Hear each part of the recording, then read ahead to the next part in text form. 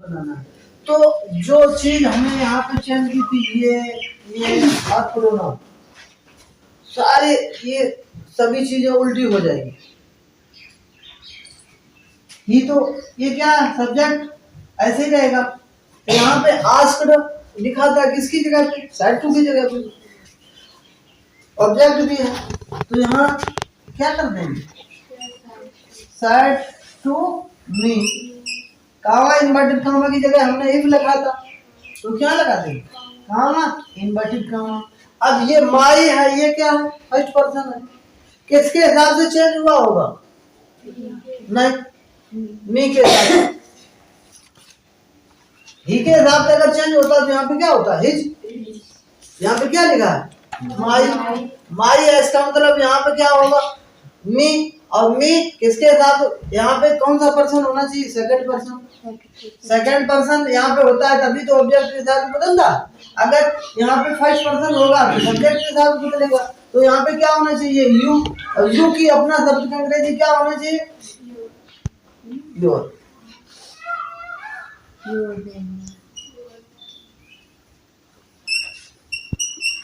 Name. अब your name कर लिया। अब राम, एक चीज और देखना है अभी।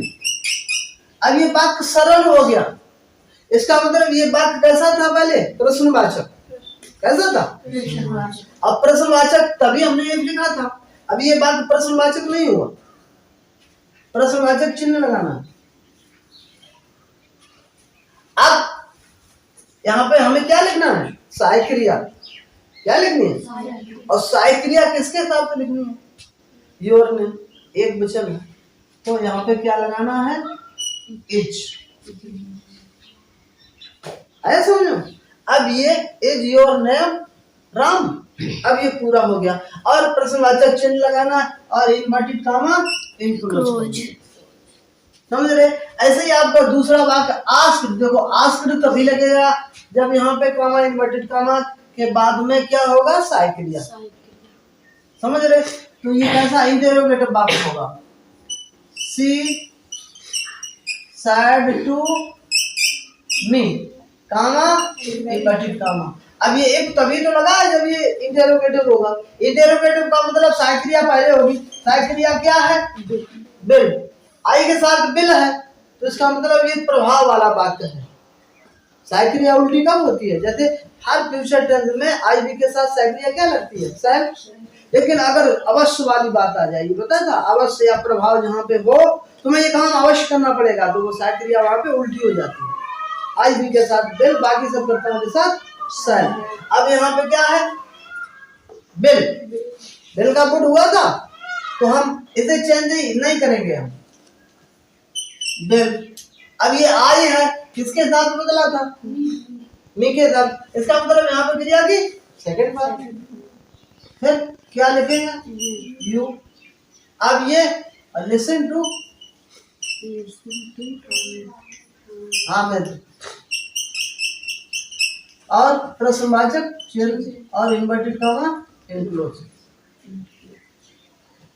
अब ये क्या लिखा है, हाउ, इसका मतलब ये डब्ल्यूएच टाइप का प्रश्न होगा, Hari said to Mohan comma inverted comma, और ये हाउ, इसे तो हम पहले ही लिख लेंगे। अब इसमें ही है, हरी भी है और मोहन भी है, ये दोनों के हिसाब से हो जाएगा। अब ये कौन टेंस का वाक्य, ही हैड हो गया, पास्ट परफेक्ट टेंस। इसका मतलब ये पीछे कौन से टेंस का होना चाहिए, पास्ट इंडेफिनिट। यही तो हमने बताया था, रिपोर्टिंग फॉर पास्ट टेंस में और रिपोर्टेड स्पीच की क्रिया में पास्ट इंडेफिनिट हो तो पास्ट परफेक्ट टेंस में बदल देते हैं, और पास्ट कंटीन्यूअस हो तो पास्ट परफेक्ट कंटीन्यूअस में बदल देते हैं। ये पास्ट परफेक्ट टेंस का वाक्य है, पीछे बैक में इसे हमें क्या करना है, पास्ट इंडेफिनिट टेंस।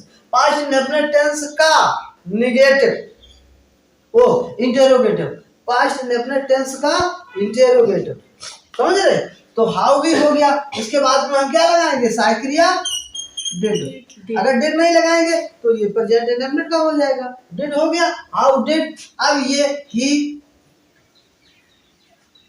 यू, अब सॉल्व की जगह क्या हो जाएगा, सॉल्व द,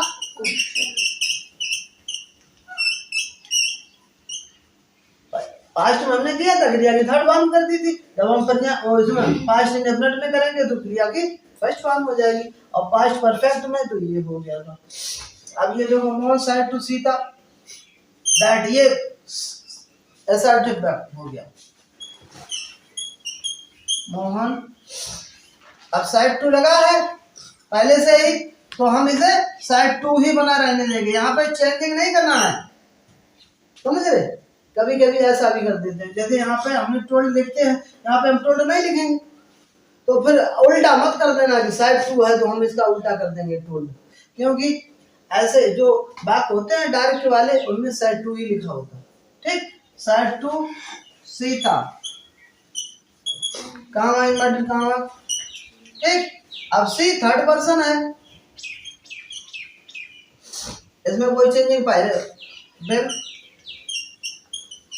गो होम, इसमें ज्यादा सोचने की जरूरत नहीं है।